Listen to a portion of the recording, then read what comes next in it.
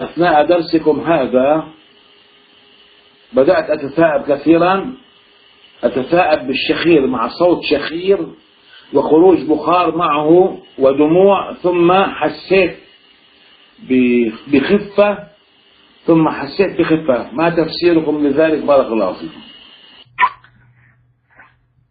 فضل الله واسع، سبحان الله، فضل الله يتي ما يشاء. هذه عين خرجت ولله الحمد لله، وهذه العين كان معها شيطان، لأن تثابت قرينة عين الشيطان.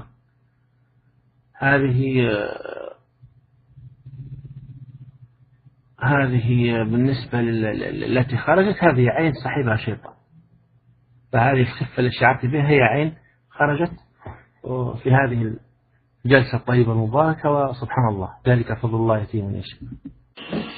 يقول أحد البحاث أن النفس هو تعلق النفس بشيء، مثلا كنت تأكل وبجانبك قطة جائعة ممكن أن تصيبك بأذى، وهو من جراء تعلقها بذلك الأكل، وهو غير العين. كما تعليق الشيخ؟ بارك الله فيكم. تفضل شيخ. والله يا أخي الكريم، هو موضوع تعلق النفس بالنفس هذا إن سميته حسد ممكن، بسم الله أعطيك من كل داء يؤذيك من شر كل نفس، أو عين الحاسد الله ويشفيك. ولكن تأثير النفس في النفس هو أمر قائم صراحة.